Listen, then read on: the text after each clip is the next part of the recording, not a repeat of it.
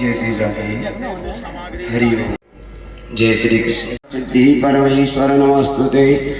ओम यत्रं कवलविप्रां पादोस्मि मापदि हनुमान सहस्रमानोस्मि नमो भगवते व्यांगवीर्याय नमः।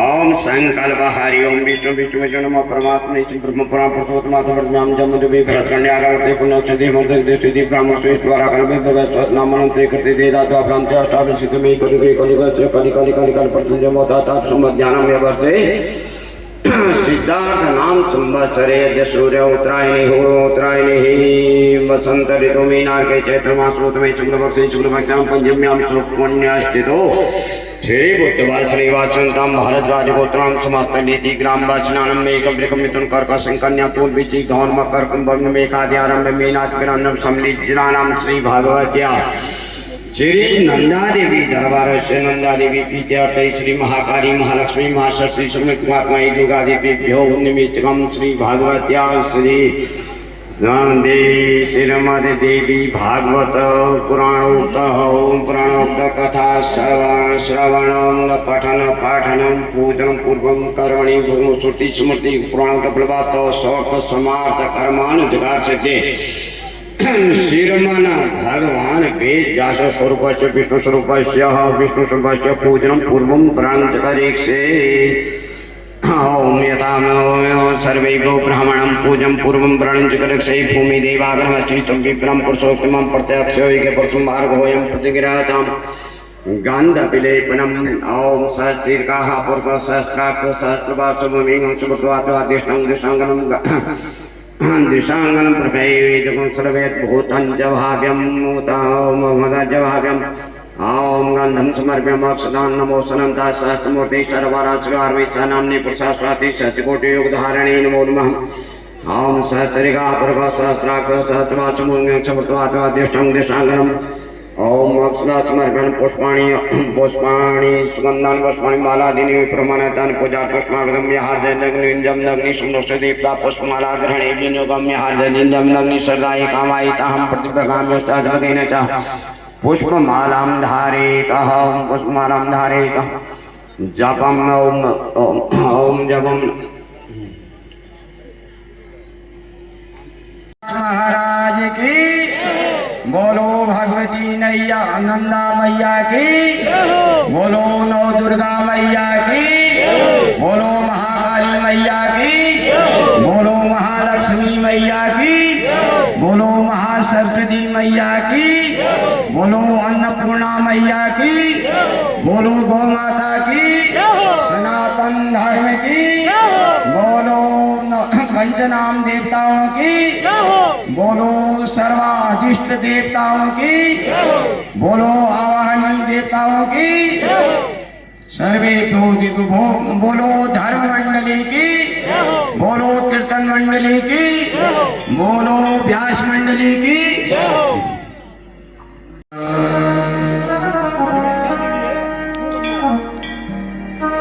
श्री लक्ष्मी नारायणाभ्यां नमः।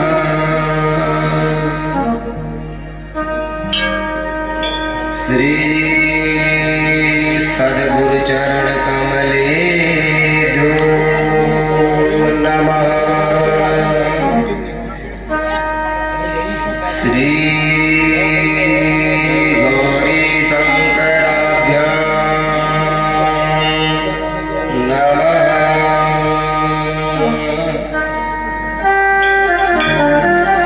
हरि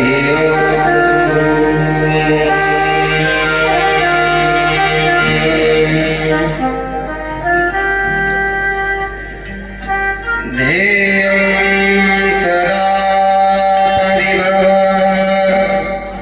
नमभीष्टदोहम्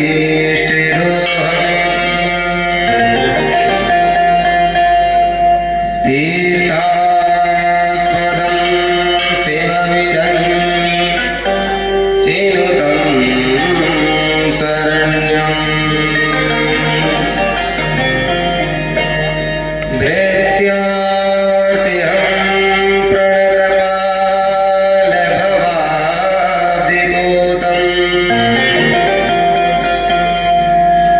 वन्दे महापुरुषते चरणारविन्दम्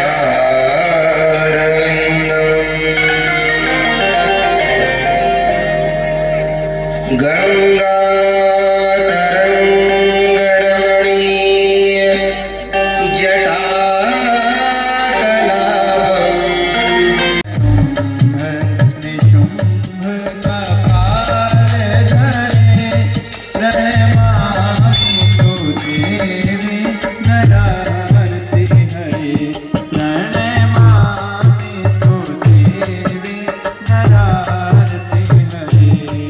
जय चंद्र दिवाकर नेत्र धरे जय पावक भूषित वक्र धरे जय भैरव देह निलीन परे जय अंधक दैत्य विष्णु से करे जय भगवत कृतदेव होते हैं तब जाके ऐसे नवाह यज्ञ में सम्मिलित होने का हमें सौभाग्य प्राप्त होता है। ये हमारे जन्म जन्मों के पुण्यों का प्रताप है कि माँ भगवती की छाँव में माँ भगवती की पावन पवित्र चरित्र देखिए, भगवती के चरित्र या भगवती के इस नवाह यज्ञ को करना कराना हम किसी हमारे बस की बात नहीं है। अगर समस्त ग्रामवासियों की सन्निधि में, समस्त माताओं बहनों की सन्निधि में अगर ये यज्ञ हो रहा है तो ना करने वाले हम हैं ना करने वाले आप। तो ये सब माँ की ही इच्छा से यहाँ इस यज्ञ का आयोजन हो रहा है। अगर आप आए हो तो वो भी माँ की ही कृपा से आए हो। तो इसलिए जो ये दिव्य सत्संग में आप गोता लगाने के लिए यहाँ उपस्थित हुए हैं, इसे श्रवण करने के लिए उपस्थित हुए हैं, ये भी सब माँ की ही अहेतु की कृपा माननी चाहिए। वस्तुतः सत्संग तो सभी करते हैं, लेकिन सत्संग का सही पालन करना हर किसी के बस की बात नहीं होती है। सत्संग का मतलब ही होता है सताम संगानाम सत्संग। या तो आप किसी सत्पुरुष का संग कर लो, तो महाराज हमारे गांव में कहीं सत्पुरुष तो है ही नहीं, तो कहते हैं सतपुराणानाम संग सत्संग। अगर आपको अच्छे व्यक्ति कहीं देखने को नहीं मिलते हैं तो पुराणों का संग कर लो, वो भी सत्संग ही माना जाता है। पुराणों को पढ़ लो। महाराज क्या करें, पुराण तो पढ़ने आते ही नहीं, संस्कृत कभी पढ़े नहीं, तो कहते हैं सत स्थानानाम संग सत्संग। किसी ऐसे स्थान में चले जाओ जहां लोग सत्संगी रहते हैं, और कदाचित आप सत्संग नहीं भी करोगे तो वहां का जैसा आचार व्यवहार आपके जीवन में स्वतः आने लग जाएगा। तो इसलिए आप यहाँ सत्संग करने के लिए ही उपस्थित हुए हैं। और सत्संग का उद्देश्य क्या होना चाहिए कि जीवन में आपके कुछ एक नया बदलाव आना चाहिए। अगर सत्संग करने के उपरांत भी आपका जीवन ज्यों का त्यों पहले ही जैसा चल रहा है तो आपका सत्संग अधूरा है। अगर माँ के इस पावन पवित्र चरित्र को सुनने के बाद भी अगर आपने अपने जीवन में एक नया सुधार नहीं लाया तो आपका सत्संग अधूरा है। तो इसलिए केवल सत्संग को सुनने से या माँ के प्रांगण में आकर इस सत्संग को सुनने मात्र से कल्याण नहीं होगा, उसके लिए मनन चिंतन करना अति आवश्यक होता है। भागवत में कहा गया है, श्रवणम तो कृतम सर्वम न तथा मननम कृतम श्रवणश्रवेदीना फलभेदोस्त्र संस्थिता।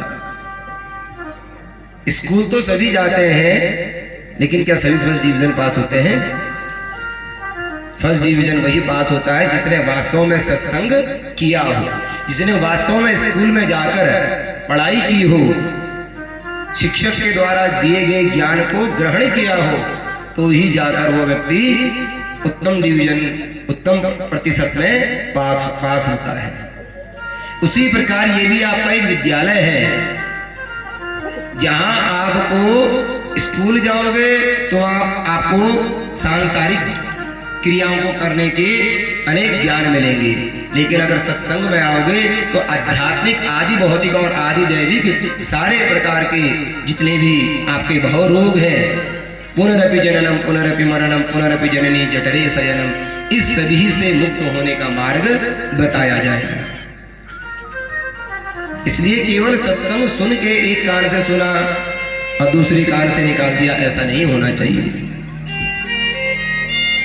सत्संग का मतलब क्या है कि आपने सत्संग में बताई हुई वाणी को हृदयंगम किया और उसको अपने जीवन में उतारा, तब जाके आपका सत्संग पूर्ण है। अन्यथा आपने सत्संग किया कान से और दूसरे कान से निकाल दिया तो उसका सब व्यर्थ है। इसलिए रट्टू तोता नहीं बनना है हमें कि सत्संग में ऐसा कहा वैसा कहा, लेकिन आचरण तो कुछ किया ही नहीं। तोता जानते हैं रट्टू होता है, अगर उसको ट्रेनिंग दी जाए जैसा रटाओ वैसा रटते चला जाता है। क्या वो वास्तव में अगर उसको राम राम बोलना सिखा दिया जाए तो क्या सच में राम नाम का चिंतन करता होगा? वो हमने जैसा रटाया वैसा उसने रट दिया, वो वैसे ही बोलना शुरू कर देता है। लेकिन बोलने मात्र से अगर कल्याण होने वाला होता तो सभी का कल्याण हो जाता। पुस्तक रखने से अगर सबका कल्याण होता, लोग होशियार हो जाते, तो पुस्तकालय में सबसे ज्यादा लाइब्रेरी का जो मैनेजमेंट वाला होता है उसके पास सबसे ज्यादा पुस्तक होती है, बुक डिपो वाले के पास सबसे ज्यादा पुस्तक होती है। क्या वो विद्वान बन गया ना?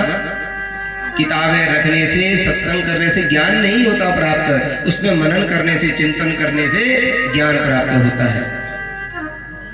वृंदावन में हमारे गुरुजी हमें बताया करते थे, एक संत हुआ करते थे, उन्होंने एक तोता पाला। क्या पाला? तोता। और तोते को सबसे पहले क्या सिखाया कि बेटा आत्मैव आत्मनो बंधो आत्मैव ऋतुरात्मनः, ये शरीर के हम स्वयं शत्रु हैं और इसके स्वयं आत्मा के मित्र भी हैं। इसलिए धर्म की रक्षा तब होगी जब तुम स्वयं की रक्षा करोगे, और जब हमारा शरीर ही रक्षित नहीं है तो हम धर्म की रक्षा भला कैसे करेंगे? तू उस तोते को सिखाया, मैं तुझे सबसे पहले अपने शरीर की रक्षा करने का मंत्र देता हूं, फिर उसके बाद आगे का ज्ञान तुझे दूंगा। तो सबसे पहले मंत्र दिया, भेड़िया आवेगा, जाल बिछावेगा, दाना डालेगा, फंसना मत फंसना मत फंसना मत। ये सब जो ज्ञान होते हैं ना उदाहरण वाले, ये संतों के अपने रिसर्च किए हुए आध्यात्मिक ज्ञान होते हैं। तो क्या मंत्र दिया? भेड़िया आवेगा, जाल बिछाएगा, दाना डालेगा, फंसना मत फंसना मत फंसना मत। चेले से कहा बेटा याद हो गया? हाँ गुरुजी याद हो गया। सुनाओ एक बार। तो बोल पड़ा, जैसा सुनाया गुरुजी ने वैसा ही बोलने लगा। भेड़िया आवेगा, जाल बिछावेगा, दाना डालेगा, फंसना मत फंसना मत फंसना मत। इसी प्रकार रोज गुरु के द्वारा दिए गए मंत्र को रटता रहता है। एक पेड़ में बैठ के भेलिया आवेगा आदि आदि। अब एक दिन गुरु 2-4 दिनों के लिए कहीं बाहर चले गए और तोते से कह के गए, अरे चेला, जो मैंने तुझे बताया है इसका मनन चिंतन करते रहना। जी गुरुजी। सो गुरुजी वहां से चले गए। अब आए दिनों रोज बैठे बैठे उसी मंत्र को जपता है। भेलिया आवेगा, जाल बिछावेगा, दाना डालेगा, फंसना मत, फंसना मत, फंसना मत। भेलिया आ गया, उसने जाल बिछा भी दिया और दाना भी डाल दिया, क्योंकि भेलियों का काम होता है ना पशु पक्षियों को मार के खाने का। तो ऊपर से दाने को देख रहा है, जाल को देख रहा है, भेलिए को देख रहा है, फिर भी क्या बोल रहा है? बोलो, जोर से बोलो, आवाज आनी चाहिए यार। डालेगा मत फंसना, दाना डालेगा, फंसना मत, फंसना मत, फंसना मत। अब भेलिया आ भी गया, जाल बिछा भी गया, दाना भी डाल दिया। अब डाली से दूसरी डाली नीचे आ रहा है, मुंह में पानी आ रहा है और फिर भी बोल रहा है भेलिया आवेगा, जाल बिछावेगा, दाना डालेगा, फंसना मत, फंसना मत, फंसना मत। देखते देखते 1 डाली, 2 डाली, 3 डाली करते हुए नीचे पहुंच गया और जाल में कूद भी मार दी और दाना मुंह में डाल दिया और फंस भी गया। फिर भी बोल रहा है क्या? भेलिया आवेगा, जाल बिछावेगा, दाना डालेगा, फंसना मत, फंसना मत, फंसना मत। फंसा हुआ। अब क्या था? अब तो फंस गया है। भेलिए ने पकड़ा, बांधा और लेके चल दिया और लगाया, उठाई चाकू और गर्दन में रखी। फिर भी अंतिम बार बोल रहा है क्या? जाल बिछाएगा, फंसना मत, फंसना मत, फंसना मत। फंस गया और मारा भी गया। रटना है उसी प्रकार लाना पड़ता है। जैसे सत्संग में गुरुजन आपको बताते रहते हैं कि भैया ये मत करना, ये करोगे तो ऐसा होगा। फिर भी हम आंख बंद करके भेड़ चाल करते हुए उस कार्य को करते हैं तो काल का ग्रास बन जाते हैं।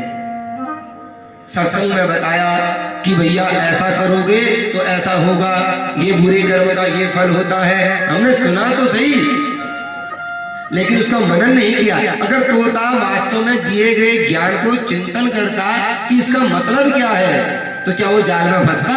कभी नहीं, बच जाता। उसने खाली रटा। कभी उसी नहीं। प्रकार हम भी रट देते हैं, मनन चिंतन सत्संग की वाणी का नहीं करते, तो अंत में एक भेलिया आता है। भगवान ने, गुरुजन कहते हैं ना, अंत्य यामनी साधति, अंत में आप जिसका नाम लोगे आपका कारण हो जाएगा। किसका नाम? बोले राम का नाम लो, श्याम का नाम लो। अब कहा तो सही, लेकिन हमने क्या रटा उसे? क्या उसका हमने मनन चिंतन किया? क्या उसको अपने जीवन में उतारा? नहीं। तो अंत में एक भेलिया आता है हमारे पास, यमराज, काला काला विचित्र विशाल शरीर वाला। तो अंत में फिर भी हमारी वही गति होती है जो तोते की होती है। अंत्य यामती सा गति, मारा गया नास्तिक। इसलिए केवल मंदिरों में आने से, सत्संग करने से, कथा श्रवण करने से कल्याण नहीं होगा। मैं हर दिन यही बात बताता हूँ, जब तक आप चिंतन मनन नहीं करोगे तब तक कुछ होने वाला नहीं है। आत्मज्ञान का होना बहुत जरूरी है। बोलो जय श्री कृष्ण। जय श्री कृष्ण। मजा नहीं आता बार बार